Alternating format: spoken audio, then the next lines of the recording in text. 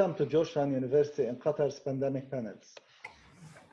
If you are just joining us for the first time today, I am Ahmed Dalal, Dean of Georgetown University in Qatar, and the moderator for what we are calling the Pandemic Panels. 3 virtual panel discussions which gather some of our faculty experts to reflect on this global human crisis from their respective areas of expertise. The focus of today's panel discussion is on regional concerns during the COVID-19 pandemic recovery. This panel will investigate the types of global pressures that influence regional responses and how that sets Gulf and Middle East and North Africa nations on a path of pandemic recovery. It is meant to complete our previous panel discussions on historical and cultural perspectives on the pandemic and a global view on governance in a time of pandemic. With me on this panel are Dr. Rogaia Abusharaf, a professor of anthropology, excuse me, and author of Transforming Displaced Women in Politics and the Body in a Squatter Settlement. She writes on culture and politics, anthropology of gender, human rights, migration and diaspora issues in Sudan, the Gulf, the US, Canada, and Liverpool. We also have Dr. Alexis Antoniades, an associate professor and director of international economics at Georgetown University in Qatar. He was previously awarded a major research grant in 2009 to 2012 by the Qatar National Research Fund to undertake the first micro-study of the economies of the Gulf countries. Dr. Rory Miller is also joining us today. He is a professor of government and teaches and researches on small state and regional security and theories of external intervention. Previously, he was a member of the War Studies Department and then head of the Middle East program at King's College London. Also, last but not least, Dr. Gerd Nonneman, a professor of international relations and Gulf studies. He served as the Dean of Georgetown University in Qatar from 2011 to 2016. And prior to that, he directed the Institute of Arab and Islamic Studies and the Center of Gulf Studies at the University of Exeter. He is editor of the Journal of Arabian Studies and has published widely on various regional topics. Thank you all for joining me today. I'd like to start with some context of the crisis. Dr. Miller, the Gulf region has weathered several major storms since the start of the 2000s. How do you compare the current crisis with those that went before it in terms of severity, responses, and implications? All right. Thank you, Dean. Just to start by saying that, there have been a number of substantive and impactful crises over the last 2 decades. The repercussions of 9/11, the 2008 financial crisis, the US invasion of Iraq, the Arab Spring, Yemen, Syria, as we all know. This is unprecedented in the sense that although all of them put different strains on the regional security environment and impacted security governance, there were upsides to be found to a great extent in all of them in some way. So for example, the 2004 invasion of Iraq provided Qatar with an opportunity to consolidate relations with the United States. The 2008 financial crisis allowed for regional actors that were quite liquid financially to increase their influence and involvement in the international financial system, and they achieved some strategic objectives. There doesn't seem to be any similar kind of upside in this crisis at a time when all of those previous crises and fluidity in the energy markets have taken an independent strain on the region. And the other point I would point out is that, traditionally these countries have been very good at dealing with traditional balance of power issues. How do they adapt and become more agile and pragmatic in locating themselves between stronger opponents and aligning themselves with stronger partners? This is not that sort of crisis. And also, it's not the sort of crisis where you can leverage your financial power. So this is a whole new ball game for these countries in terms of dealing with crises. In terms of responses, well, the response in this region has, broadly speaking, been the same as in all other regions. In terms of decisiveness, transparency, effectiveness. Some countries have done better than others. I would say here, though, is the only real place where there may be a limited upside for local actors. Those more effective, even more transparent, may, be able to, and certainly governments and regimes may be able to consolidate themselves stronger at home than others who do not meet these criteria, and also their international standing, be better positioned for whatever comes next. But that's a small positive in a much more wider sea of negatives. And finally, in terms of geostrategic implications, the security environment is bound to be changed profoundly by what has happened. Instability is going to rise in ways that were not necessarily previously considered as priorities. And as changing security priorities are become clear, then changing resource allocation priorities become clear. Strategic goals change. There'll be an impact on what your alliance priorities are. Who do you look towards? And I think, looking from the region out, the perceptions of how traditional powers in this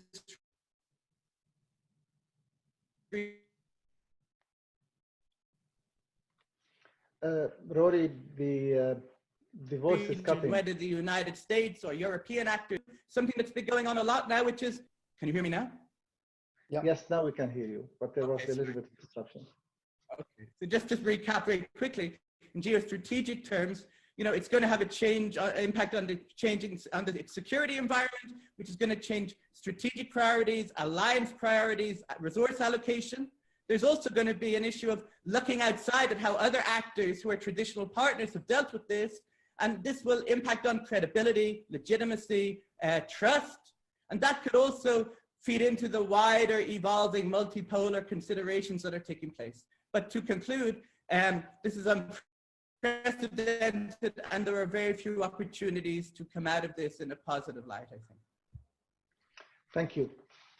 Dr. Nonneman, crisis after crisis. How important is it to develop a regional response to the pandemic?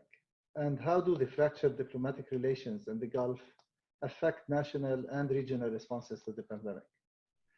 Or to put it differently, what is the cost of no longer having a functional Gulf Cooperation Council for developing an effective regional response to the pandemic? Maybe to start with two things. One, the GCC has never been a particularly effective organization at organizing anything like this, right? So in the best of circumstances, it would not have been the panacea. But as it is, of course, we don't have a functioning GCC, at least not one that could function as it was originally intended, with the continuing boycott of Qatar. And other kinds of signs that they're not really thinking on the same wavelength in a number of areas, including even the response to the fiscal crisis that's happening with crashing oil prices. Theoretically, they should all have VAT in place already. They don't, nor has this crisis changed anything in that. So yes, it would be very important, ideally, to have a coherent GCC framework, to have a collective response, both economically and in terms of health arrangements and logistics and food security, et cetera, but there isn't. Now, some people might say, and this was written about a few weeks ago, oh, but they've got the GCC have this response, which is a collective food security arrangement, right? They've responded to the crisis by saying, no, we're all going to make sure that every member of the GCC is secure. And I see this as a largely cosmetic announcement that certainly does not include Qatar. I mean, everybody might like this to be the case, but it's not really. So the answer very briefly would be, yes, it would be crucial in an ideal world to have a coherent GCC response to this, but there isn't, nor will there be. More broadly, what we see, I think, is that while the virus crisis on its own isn't responsible for all the changes that we're seeing, in some ways it's etched on top of other factors that have been happening for a while. One is the general softening of demand for oil. This crisis has completely undercut any hopes of recovery in that sense. So the shutdowns everywhere around the world. So the main consumers of Gulf energy are suddenly consuming a lot less. And while some actors, are perhaps some suppliers are a little bit, relatively speaking, better off, like Qatar, because it's relying on gas, LNG, rather than oil, even they are severely affected. On top of that, then came Mohammed bin Salman's decision to launch an oil price war over a spat with Russia.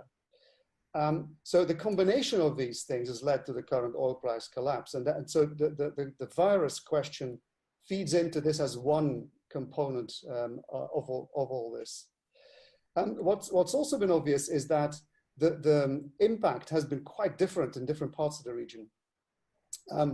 And the responses and perhaps implications.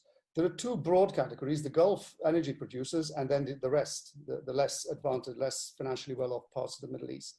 And in each, again, there are two groups. Within the Gulf, you've got, on the one hand, the very wealthy states like Abu Dhabi, with the Emirates, particularly Abu Dhabi, Kuwait, and Qatar. But then you've got the others. Bahrain has long been essentially bankrupt. Oman is in a very precarious situation financially now. And Saudi Arabia, Saudi Arabia is in a disastrous economic situation, nor do the prospects of its Vision 2030 have really look rosy at all. In fact, they look extremely bleak. They're going to have to completely retool this. So even the impact within the GCC area has been dramatic. Outside the GCC area, I mean, of course it's dramatic because they, in a sense, depend to a large extent on investment and aid from and labor flows to the Gulf states. And all of those are constrained now. But then there is a specific, particularly hard-hit category within that second broader Middle East category. And those are the countries in serious conflict. So we're talking really about Syria and Yemen and Libya. And so what we're seeing in terms of any prospects of coordinated response from within the GCC or the Middle East towards these areas, well, we see nothing at all. In fact, we see the absolute opposite. The main thing, the main driver of policy in Yemen, Syria, and Libya is strategic advantage and competition. And so we're seeing, for instance, that UAE, which on the one hand has been very good at shipping aid, and Qatar too, but shipping aid to various countries around the world, including China and Europe and so on. When it comes to the activities in, say, Libya, which is being pulled apart at the seams, they've been unwilling, not only unwilling to adopt a ceasefire or push for a ceasefire, they've actually been a prime participant in the fighting there, attacking a hospital just the other day. In Yemen, we see the same kind of thing. So yes, it would be great if there were a coherent response from the GCC or indeed the Arab League towards all this, but there isn't. In fact, we see the opposite happening. Thank you. Dr. Abusharaf, to follow on a general, similar regional theme, how does the pandemic highlight the linkages, but also amplify differences between Indian Ocean countries? And how do you think the Gulf region will emerge from this crisis compared to other regions of the world? Okay, thank you so much, Dean Dalal, for this opportunity. The Indian Ocean consists of hundreds of islands and 6 states.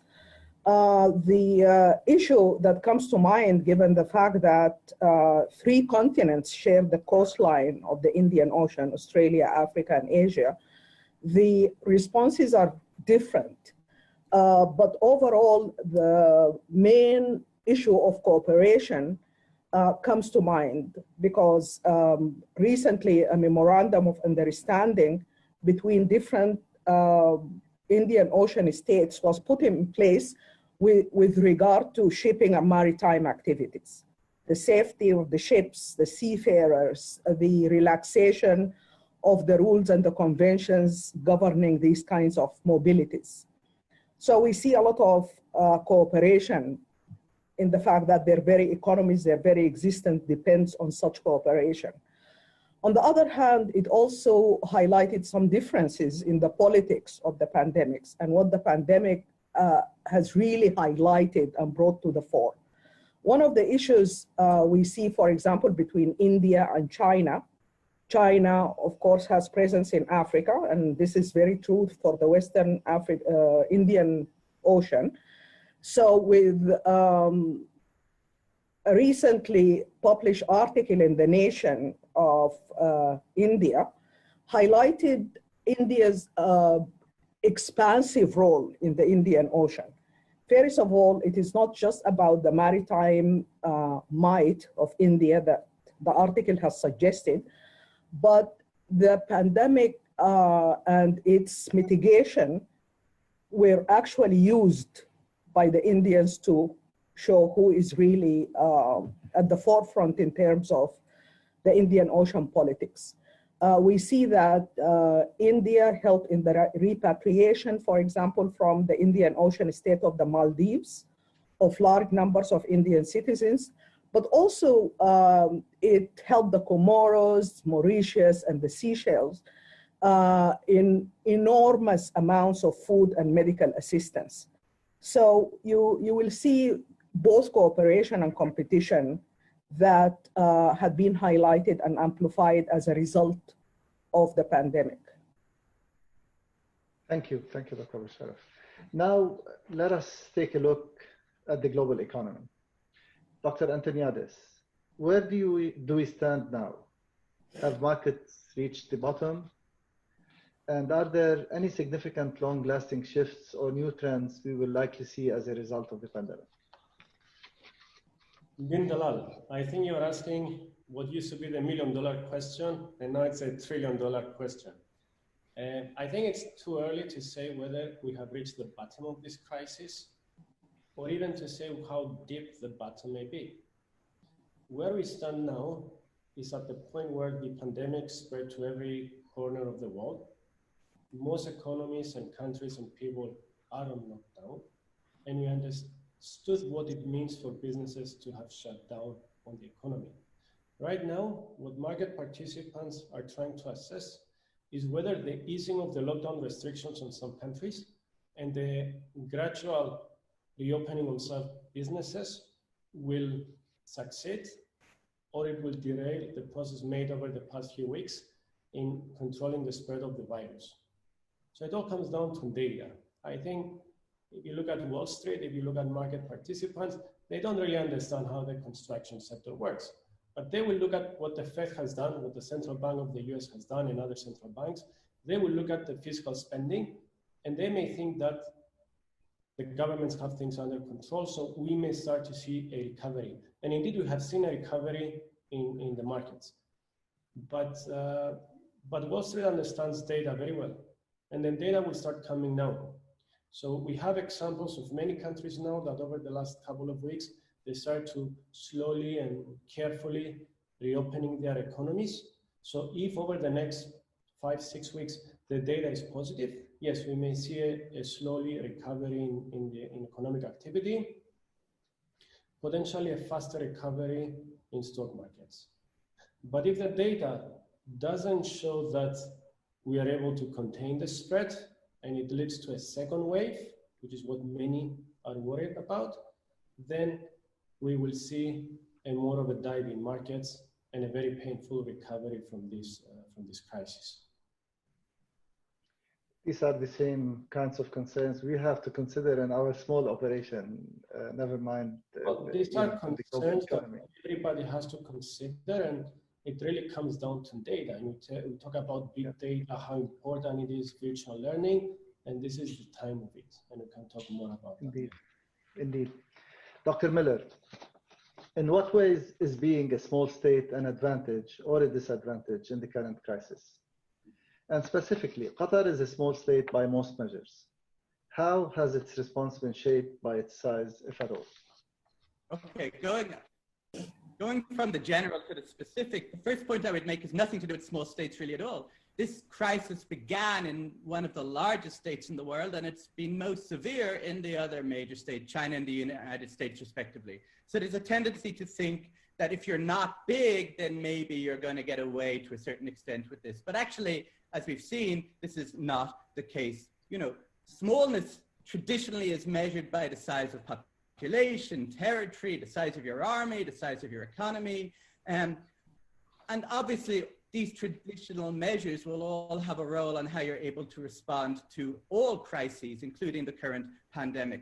there's growing consensus over the last decade or so that these limitations in terms of tangible measures are not necessarily going to impact on the capacity of smaller actors to act effectively or to even have influence outside their borders or be effective in the international system. Things like social cohesion, flexibility of action, capacity to make decisions quickly, even the capacity to build institutions rapidly from a low base.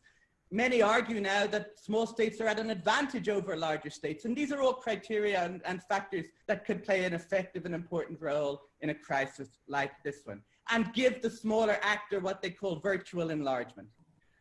Now, the question becomes then, do these factors play into this crisis in a way that gives an advantage to small states? And I'll get back to that when I look at Qatar very briefly. The second point I would make is that some small states are structurally better off in this crisis than they were before. So a lot of small states are island states, and they are traditionally isolated, like, for example, the Pacific Island states, countries like the Cook Islands with tiny populations and very isolated. They have been less impacted negatively by this crisis than other small states and by other medium and large states because of their very isolation. And it's not just geographic isolation, man-made isolation. Gaza, for example, which is isolated by an Israeli blockade, has been relatively less badly affected by this crisis than less isolated territories in this wider region. So there's one example of a smaller actor that traditionally is at a disadvantage by isolation. And interestingly, small island states tend to have much worse chronic illnesses than less isolated island states in terms of diabetes and chronic illness. But in this current crisis, they're sort of avoiding it. Of course, the downside of that is these smaller actors also have very weak supply chains, can't access technology, and so on and so forth. Now, that said, many small states are going to be impacted negatively in this current crisis by their traditional limitations. Small population, small financial resources. To give one example, most small states do not have the capacity in the health system or the medical professionals to deal with what is needed now. And we'll look at that in the context of Qatar in a minute. So the question becomes, how does Qatar respond, given that it is a small state by most measures?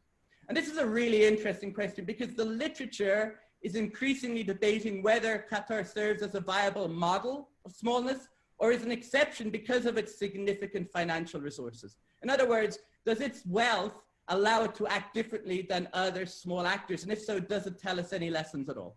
And it is small by most traditional standards. What I would say, though, is, which is interesting, is in terms of the more intangible measures of how small states can act, social cohesion, build institutions quickly, make decisions rapidly, act agilely.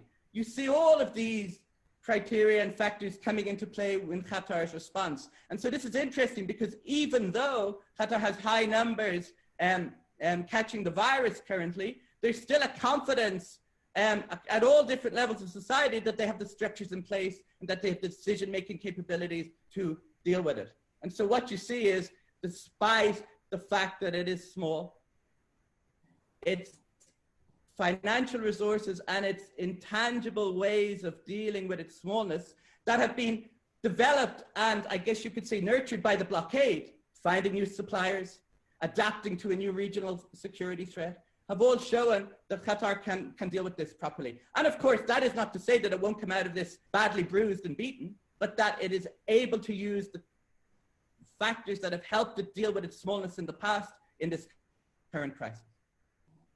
Thank you, Dr. Miller. Dr. Nonneman, the COVID-19 pandemic has exacerbated the many structural problems of the MENA region, with its many fragile states and embattled economies, as we've heard earlier. Given the deeply rooted inequality in the region, how has the impact of the pandemic varied across the region, and what are the chances of taking inter-regional measures to mitigate the impact of the pandemic on the most vulnerable countries?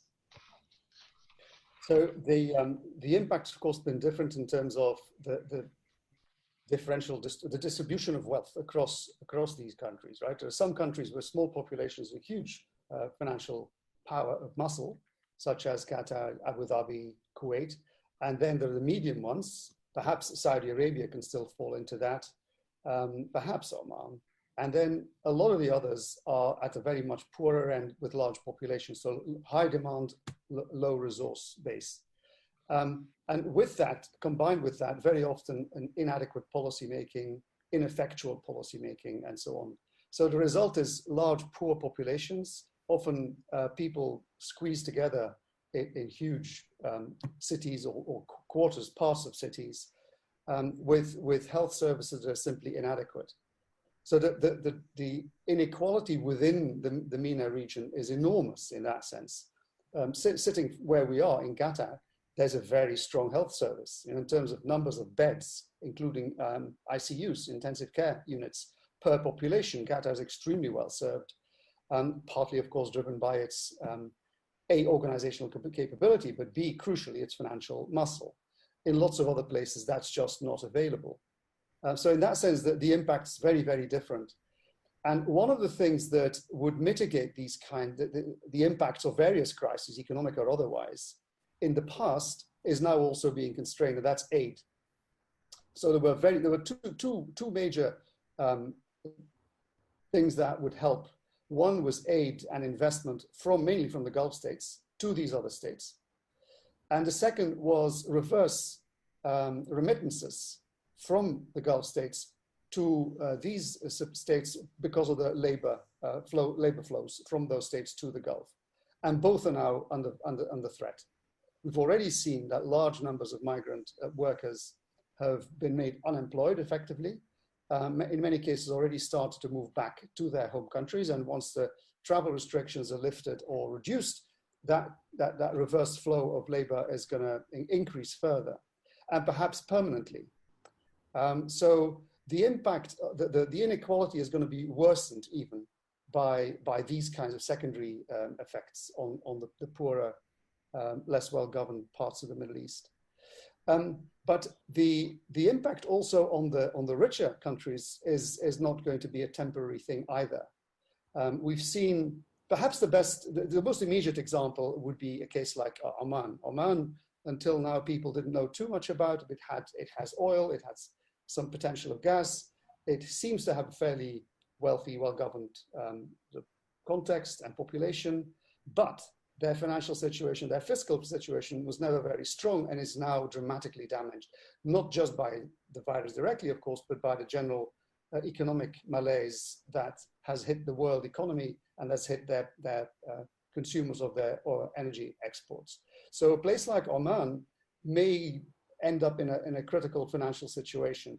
One of the non-economic, one of the strategic or political consequences of that is not just domestically, whereby they might have to start doing things that bring popular demand for participation, but also regionally, because clearly states such as Saudi Arabia and particularly Abu Dhabi see this as an opportunity to try and get some kind of grip over the overall direction of regional policy of Oman, which until now had always been a very neutral, pragmatic player in touch with everyone. Another example, I think, that shows what the impact this is going to have on a longer term is Saudi Arabia. Saudi Arabia has always been seen as hugely wealthy, and they still do have a few $100 billion worth of reserves, but those have been drawn down incredibly quickly over the past month or so. And indeed, if it continues at the same speed, within 2 or 3 years, they'll be gone. Now, even before any of this hit, Mohammed bin Salman had already seen that there was a crisis coming, that they were going towards a brick wall, hence the whole turnaround, the whole change in policy, and including the Vision 2030 plan. The problem now is it's hitting a lot earlier than expected, and in combination with a lot of Mohammed bin Salman's other kind of policy interventions regionally, domestically, in a political sense, the oxygen that the whole rebooting of the Saudi economy needed, which was confidence by domestic and external investors, has gone. It's evaporated. It's gone. So if you put that then together with the overall impact of the coronavirus globally, and you put it together with the price war that he unleashed, it's really a quadruple whammy. And one of the effects is not directly fiscal, where's this money going to come from even for Vision 2030, which has already been slashed. It's also inside Arabia and some of the other countries of the region, what's going to happen to migrant labor? Because already, a lot of the economic activity which was meant to be supported by migrant labor is diminished. A lot of migrant workers are leaving. Many might be less willing to come back in future, given the kinds of experiences they've had with this situation.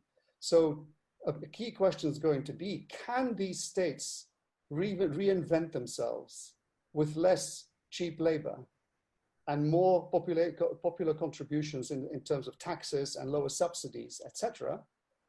And if so, what's going to be the impact on the political situation, domestic politics within these countries? Will populations start to demand greater influence on policymaking? So let's leave it at these questions for now. Thank you, Dr. Nonneman. Dr. Abusharaf, African countries were the last to report coronavirus. Why is that? What are the challenges African nations in particular and the MENA region more broadly face in the effort to reduce the spread of the virus? Also on a related topic, for the areas of Africa and the world in the grips of poverty and a long history of underdevelopment, and where now the virus devastation is a lived reality, what moral, social, and economic factors do we need to probe given the anemic infrastructure of health systems? Great. One of the important issues that the World Health Organization talked about in terms of the late reporting is twofold. The first one is that African countries, apart from Egypt and Algeria, were not affected right away by corona. Especially countries in sub-Saharan Africa, but of course that changed in due course. The issue of the fragility of the economies, the anemic health systems that you rightly mentioned, exposes and lays bare some of the very important indices of these states' weaknesses. Let's take, for example, people who didn't really meet any readiness criteria to respond. The Sudan, for example. There was, for the past 30 years, there was no investment in the health sector of 30 years of al-Bashir's rule. The money was rerouted for the war machine, the military, and so on. So the health sector, and today the statistics are extremely grim, not only for their ability to report right away, to test, but also if you look at 6.4 doctors for 10,000 patients. And this is in urban areas. We are not talking even about rural areas that are convulsed by internal displacement and reception of refugees. So the World Health Organization is trying to mitigate that. One of the issues that recently became the topic of conversation about the inability of African countries to respond showed, for example, in countries such as like the Sudan, that people are not abiding even by the most basic guidelines for social distancing. They feel this is a luxury that they can't afford, with people working in the informal economy and selling street foods. And so it has really been chaotic. But in other African countries, there was something also, a glimmer of hope. And that seems to be really ironic to say, but in countries that experienced Ebola a couple of years ago, 3 years ago, they managed to repurpose some of the guidelines, to apply some of the lessons learned in terms of the isolation, in terms of contact tracing, and some of the measures that are now deployed to try to identify COVID-19. So in a way that we try to look for hope wherever is possible in this grim reality, but it was something that goes to the ingenuity and the creativity that humans are able to master. Okay, what did we do? What worked when we were devastated by Ebola? 1, 2, and 3. Maybe we can try that. Thank you for your optimistic end note. Now to go back to oil, as it underpins the economy in the region. Dr. Antoniades, how important is the collapse in oil prices for the Gulf states in the midst of the pandemic crisis? And how should the states respond? How does that affect their diversification efforts and their social development plans? So let me try to break the different parts of your question. First, on the impact, this is very significant for the Gulf states. The Gulf states, as everybody knows, rely on the price of oil as they mainly export oil. Even for Qatar, where exports are in LNG, those LNG contracts have prices that are linked to the price of oil. So the revenue for the Gulf countries is going down as oil prices are going down, and it's going down when they have to spend more to prop up the economies. So while the rest of the world is dealing with one crisis, and that's the COVID-19 crisis, the Gulf states have to deal with two crises at the same time, related but also very separate. So let me try to highlight some of the implications they have. One is the oil prices. So what you have seen, which is really unprecedented in 100 years, we have seen the price of oil going negative. What contributed to that was fundamentals, but also speculation. And I think it is important for the viewers to understand that as you try to figure out where we are moving on next. So fundamentals, there's a decline in demand, there's a decline in business activity, which slows down the demand for oil, and that pushes the price down. But as Professor Nonneman said, the recent spat between Saudi and Russia led to expanding production in Saudi, and that was probably a gross miscalculation by Mohammed bin Salman. And that pushed prices down. But it also sent a signal to speculators that it was a sure bet to short oil, because there was only one way for the price of oil to go, and that was down.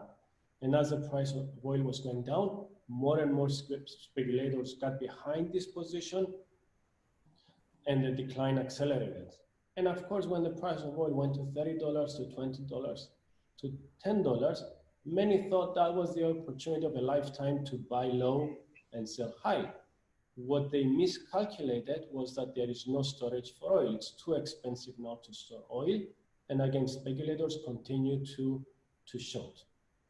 Now, over the past 3 weeks, we have seen a recovery in the price of oil. A significant recovery. It didn't go all the way up to before the crisis, but it's not in negative territory. I think speculation is out of the way now because it's not a sure bet now whether prices go up or down. As I said before, everybody's waiting to see if there is a second wave. So speculation will only give volatility in the markets.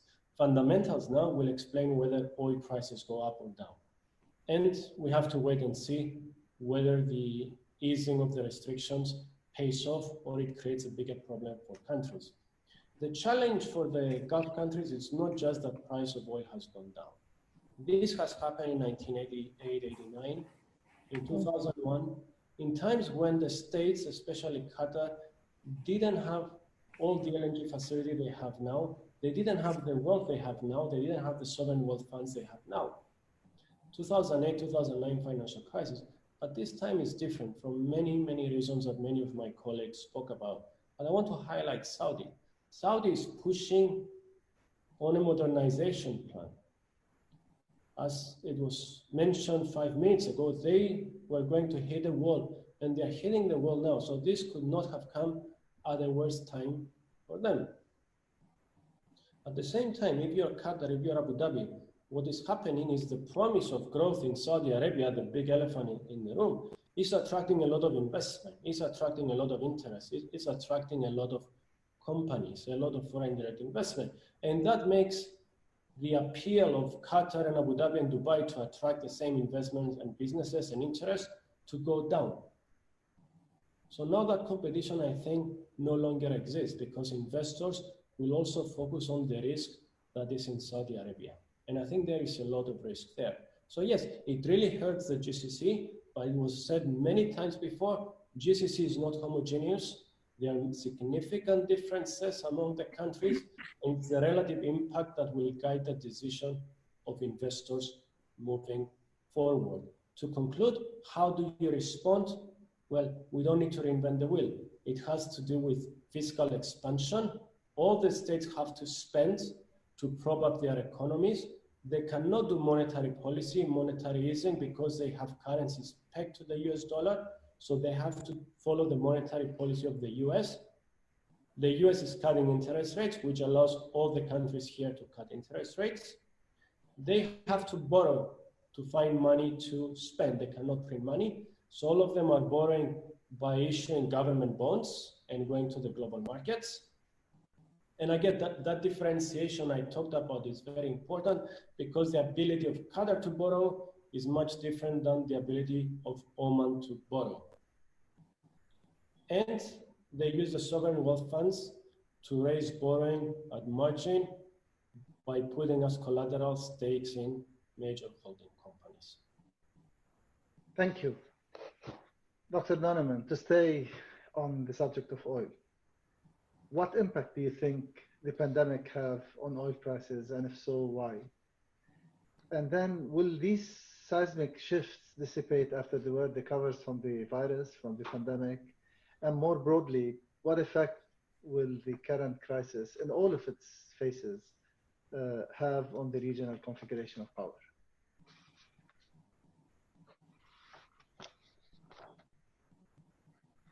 As was suggested earlier, the effect is not simply going to dissipate. I mean, yes, there will be a recovery. We don't know when, we don't know what shape it's going to take, but the damage will be of a longer effect. The medium term will continue to see that damage, and some of the restructuring that's needed within these economies is not going to be switched off as oil prices recover.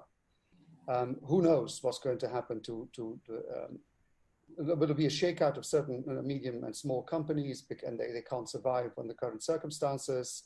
They might no longer have their migrant labor force, etc.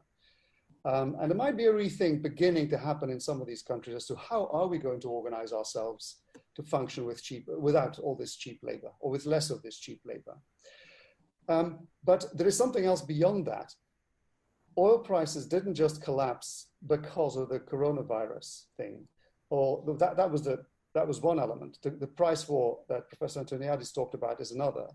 But underlying this, or overhanging this for a long time has been the prospect of lower oil demand in the future, or a lower hydrocarbon-based energy demand into the future because of the whole climate question. This has been something that's been shifting for some time, and especially over the last couple of years, I think it's become much more visible. And calculations well before, or estimates well before this crisis, this coronavirus crisis, showed that expectations of oil demand peaking were coming closer and closer. So there was literally within a few years, a prospect of oil demand going down overall.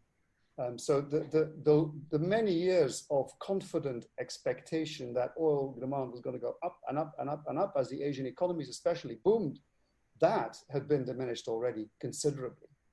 Again, there's one silver lining for Qatar, because the one component of those predictions that stood out was that gas, or LNG particularly, which is seen as cleaner burning among the hydrocarbon-based energy sources, did have a longer term expectation of rising demand. So that prospect is not going to go away just because a vaccine for the virus is found. And another thing that's the indirect effect of the virus is, I think, that it's affecting and will affect a post-virus situation in terms of globalization. The whole global network of logistics and efficient just-in-time production and so on, that's going to be disrupted. And it's not just because of travel concerns and spreading of viruses and pandemics, but also at the same time, we've seen this more populist, nationalist, anti-globalist kind of policies emerging. Now, I think the effect of that is also going to remain. So the long-term effect is that we're not going to go back, I think, to the era of sky-high oil prices. And so in the sum effect of all that is that these countries have to deal with a domestic restructuring of their economies, and a restructuring or a readjustment of what popular expectations are going to be, in terms of salaries, in terms of subsidies, in terms of perks, and so on, and in terms of the availability of cheap labor. And I don't think any of them have any clear sense of how to go about this. They've all been talking about diversification, about nationalization of labor for years, but it hasn't really got very far. There are pockets of excellence in experiments that have been working. There's a little bit more entrepreneurialism coming in and so on, but nowhere near enough to address the kind of challenge that is now faced by places like Oman, Bahrain, and Saudi Arabia. Places like Qatar, Abu Dhabi, Kuwait can last this longer. They've got more of a cushion. But even there, these are the sorts of questions that now are going to have to be tackled with very great seriousness. Because without that, that brick wall is going to be right in front of us in places like Saudi Arabia. And the thing is, if it happens there, then the other states that are temporarily better off can't avoid the knock-on effects of what happens in the Saudi kingdom. Thank you. Turning now to some of the more vulnerable segments of society during this crisis. Dr. Miller, conflict-affected regions are particularly at risk. Global leaders like the UN have called for a moratorium on conflict while the pandemic is ongoing. How are such calls being received in the Gulf? And do you think that one outcome of this crisis will be a move from conflict to conciliation on the regional level?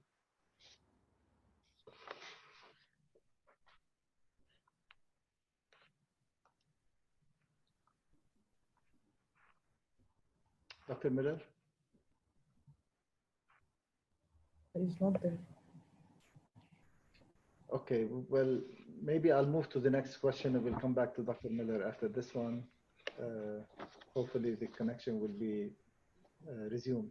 Dr. Abusharaf, also staying with vulnerable segments of society. Throughout the globe, gender-based inequalities are compounded by the current pandemic. In numerous countries, domestic violence has dramatically increased, and women under strict lockdown conditions are now tapped with abusers without recourse to legal or social support. Additionally, women who often play the primary role as parents and caretakers are now disproportionately carrying the tremendous additional. So Rory, we skipped. Sorry, I'll come back to you. Okay, the internet went down, so I'm back now. So okay, I'm now asking a question to Rogaia and I'll come back to you. So we skipped the order of questions. All right. So we'll continue with Rogaia's question. Rogaia, women who often play the primary role as parents and caretakers are now disproportionately carrying the tremendous additional burden of running households under confinement conditions. In your view, how has the pandemic affected women in the MENA region? And what measures can be taken to enhance women's resilience during this crisis? This is extremely unfortunate. The issue of the increasing numbers of domestic violence, as reported by the Institute, the Security Institute, the NSQA, the UN, different agencies working on women's issues. The fact that women had been trapped in these abusive relationships, I think the pandemic did not introduce such domestic violence, but exacerbated it. Clearly, these people were already trapped into these kinds of abuses. The only difference is that they, in the past, we say in the past prior to COVID-19, they were able to seek help, call hotlines. Right now, there is something that was reported by the NSQA, which was very, very detailed and very interesting, that you can't even call a hotline if the man who is beating you is next to you. So there is no recourse. Although we see that in different countries, a hotline for domestic violence had been, widely available to a lot of people. In Spain, for example, in spite of the restrictions and the penalties for breaking the rules and the guidelines, there was an exception for women to actually run away or try to go to a shelter or seek help. So I think that we need to look at the structural issue that is underlying the question of gender-based violence. We see that these women, even when they were the primary caregivers and also they work outside the home and inside the home, it has been really an issue that states, activists, different civil society organizations have to tackle. But I hope that I'm not just sitting here in the safety of my own apartment to try to adjudicate about what they could do. But I think it is also important for women to tackle this and fight back with all they've got. Some do. Great power to them. Yes, indeed. Yep. Dr. Miller, to go back to you, global leaders like the UN have called for a moratorium on conflict while the pandemic is ongoing. How are such calls being received in the Gulf? And do you think that one outcome of this crisis might be a move from conflict to conciliation on the regional level? Arabia and other actors have increased their anti-Qatar rhetoric, perhaps as a way to distract attention from the domestic problems and the situation in the energy market. But on that level alone, empirically, it doesn't look like it's pushing the Gulf states together or the former GCC states together. And then you have the inter-Gulf conflict between Iran and some of the Sunni countries led by the UAE and Saudi Arabia. You had seen an improvement in relations between the UAE and Saudi and Iran prior to the pandemic, and the UAE has been quite supportive of Iran. Bad situation on the ground with so many cases and so much death in the country. But the differences are deep ideologically, in policy terms. And so you could also argue that the vulnerability that is now being added to Iran's existing vulnerabilities may also incentivize its opponents in the region at a time when Iran is weak. The virus has not changed a number of things. It has not changed the ambitions of local leaders, the perceived strategic and security interests that they have, the ideological differences, and it may well increase instability and fluidity in the region, which allows for ambitious actors to act in a way that they consider to be in their benefit. But I would say, and this goes back to the issue of the oil and the energy scenario and the need to prioritize domestic development and diversification, what you might find is that the domestic needs of a post-virus reality and the financial limitations will reduce things like the appetite for proxy wars. It may no longer be that Iran can pursue its strategic interests on the regional level by empowering local non-state actors. It may not be that Saudi Arabia and its allies can do the same, whether it's Yemen or Libya and so on and so forth. And so what you might see is a unwilling need to reconcile because you no longer believe you can settle the differences by conflict.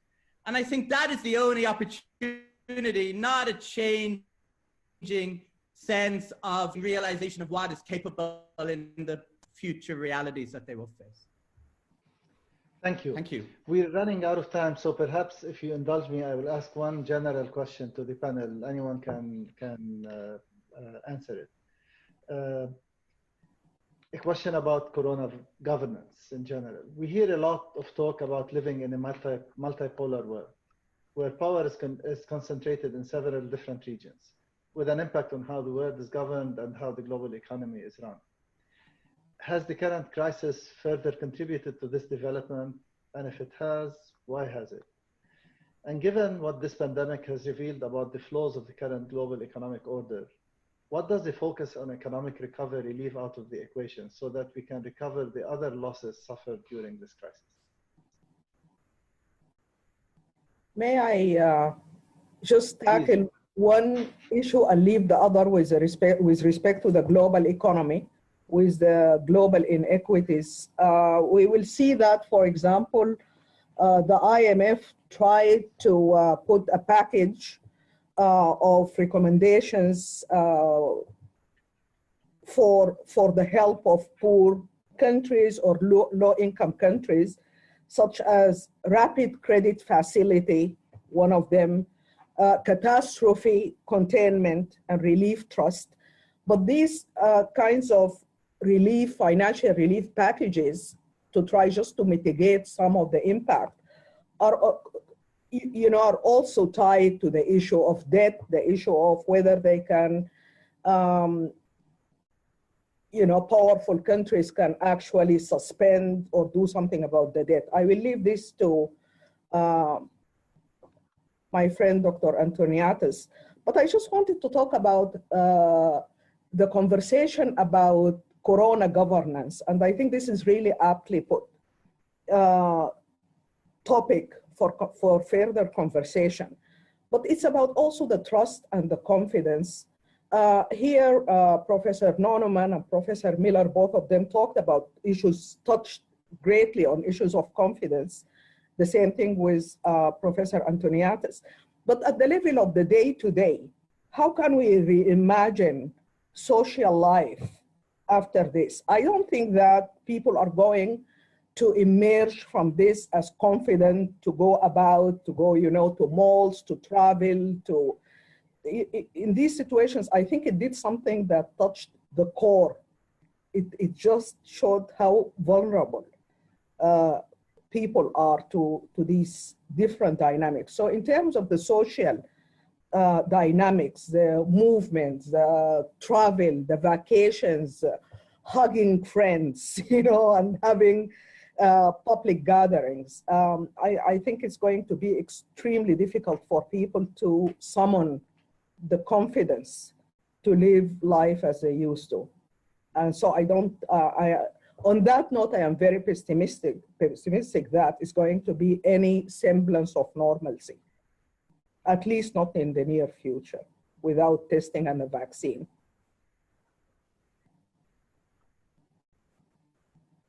Other input? That's it for me. Perhaps I could throw something in. Yes, I mean, we all know that confidence in governments has gone in two directions. On the one hand, governments that have performed reasonably well, didn't even have to be stellar, but just reasonable. I think there's a trend of greater public confidence in those governments. And that has a number of effects. Perhaps it leads to greater acceptance of measures that before would never have been accepted in terms of controlling and checking where people are, who they interact with, and so on. And it's going to be very difficult to turn that back, I think.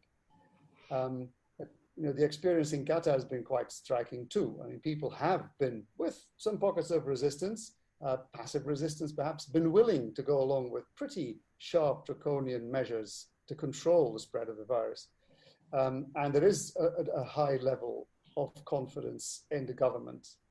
So in the case of this particular country where we're based, I think it's reinforced something that was already happening as a result of the blockade or the boycott, which also brought about a kind of unification and greater confidence in the government. There's a few places where perhaps the effect is the opposite, where complete lack of success or incompetent or failure to respond to the virus situation has led to a reduction in, and may in the future lead to a reduction in confidence and legitimacy. And one might be Iran. Another one might be the United States, obviously. And there's a number of other places. Syria might be another case like this. So that'll be interesting to watch. What's happening in places that are completely failing to perform, the governments are completely failing to perform. And I think I agree with Professor Abusharaf that it'll take a while for people, even once officially and notionally and medically measures are in place to contain all this, before people truly come back to their former selves. In fact, if they ever do. And I think that's one of the things I was hinting at in terms of my medium to longer term predictions for economic growth. That's one of the things that's going to hold people back, hold economic growth back. And so the indirect effect, the longer term effect of the COVID situation is that's going to be one of the main impacts I would expect, and hence also the result that energy prices are not going to skyrocket again in the same way. So energy suppliers are not going to have the easy way out that they always. So let me follow up, if that's okay. And I want to make that comment. First, let me agree with Professor Nonneman that there will be structural changes, so I will come to that. But the first comment I want to make, which follows your point, is that how states, how governments are dealing with the crisis now will have a long-lasting impact on their reputation and on the brand of their countries, even after the coronavirus ends. We have seen two extremes. We have seen case of the US where they resisted taking measures, where people protest using guns against social distancing, and countries that have took draconian measures and people stayed home and they managed to flatten the curve. It's too early to say who's right and who's wrong. We have to wait for the second wave, but we know for sure it will have an impact on the reputation of those countries. And as the reputation is strengthened or is hurt, it will have impact on FDI, on investments, on other things. The second point that is missed for this discourse is that there's no reason on earth why this crisis, this pandemic spread in 2020. It could have spread in 2000. What is different now is that we have Zoom, we have telepath, we have online deliveries, we have online services. 15, 20 years ago, we had none of that. It would have been a very different experience for the humankind if the pandemic was with us 15 years ago. But moving on to my third point, there are opportunities in every crisis. If you study, and it's interesting from a historical perspective to study crisis, in 1991, it was a crisis about manufacturing. And it reinvented the manufacturing sector in the US and across the globe by relying more on temporary workers. You get a new project, you hire more temporary workers, the project ends, you lay them off. That brought efficiency. In 2001 was the collapse of the dot-com bubble. So it led to a reinvention and a rethinking of the technology sector that made it stronger. Of course, 2008, 2009 was about the financial sector. This crisis is not about dot-com, it's about everything. And this is what makes this crisis very unique. So every industry will have to reinvent itself.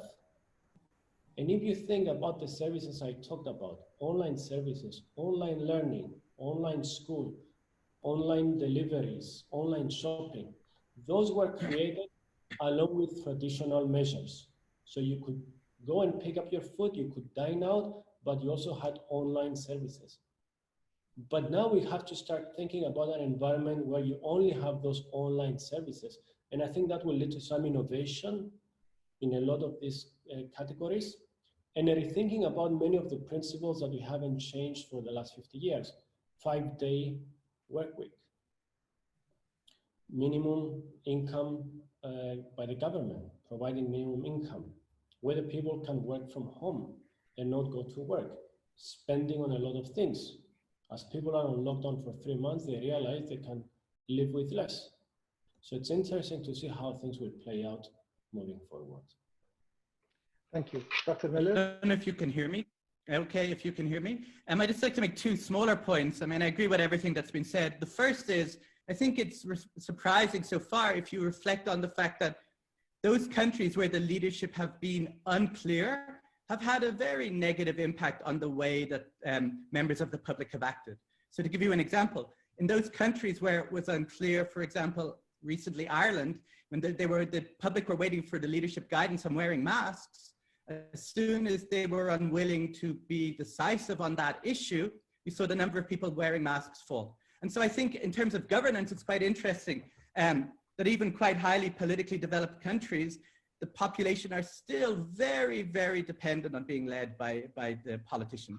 And when they don't act with clarity, it has an immediate negative effect. I think that's an interesting observation so far. The other thing, and I think it goes back to what Dr. Abusharaf said, and I'll end on this, is that, you know, in the early stages of this crisis, a lot of people in the developed world were surprised that they were now experiencing a reality that people in the developing world experience on a regular basis, which is a lack of health care provision, an inability of governments to provide the resources to deal with something, or even the answers, or even the medication, or even the leadership. And I wonder whether that is going to have a detrimental effect going forward on the relationship between the developed and the developing world. Because my sense is there will be a retrenchment and a feeling that we have to deal with these problems for us now.